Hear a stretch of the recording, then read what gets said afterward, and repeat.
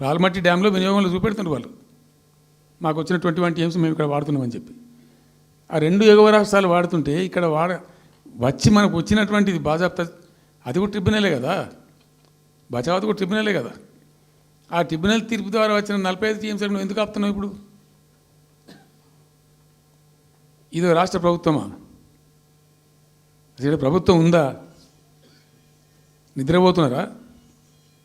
ఇంతసేపు real estate దందా తప్ప ఇంకోటి లేదా? ఇల్టు భూములు ఎట్లా అమ్ముదాం, పల్టు భూములు ఎట్లా అమ్ముదాం, ఆ భూములు ఎట్లా దెబ్బ పెడదాం, ఇంకెంత కమిషన్ కొడదాం, ఇది తప్ప రాష్ట్ర ప్రయోజనాలు, నీళ్లు, రైతులు, మనుషులు లేరా? ప్రాజెక్టులు ఎందుకు 2 నెలల నుంచి ₹1 పెట్టలే? ఎందుకు ఒక తట్టడి మట్టి తీయలే? ఎవరు నిరోధించిన మిమ్మల్ని?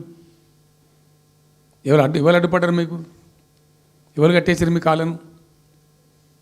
అటు పైసా పనిచేయరు, నిష్క్రియాపరత్వంగా ఉంటారు. డిపిఆర్ పంపిస్తే సపోర్ట్ చేయరు. ఇలా చివరికి 45 టీఎంసీ అని రాస్తారు. అంటే ఏం కాబోతుంది? ఎవరు ఒత్తిడి ఉంది దీని వెనుక? ఏం కుట్ర దాగి ఉంది? ఇది 2 ఏళ్ళ నుంచి నేను మౌనం పాటించి చూసుకుంటూ వస్తున్నాం. తప్పని పరిస్థితి నేను బయలుదేరినప్పుడు తప్పదు. అటు కేంద్రాన్ని ఎక్స్పోజ్ చేస్తాం, ఇటు రాష్ట్రాన్ని ఎండగడతాం ప్రజల మధ్యలో ఖచ్చితంగా.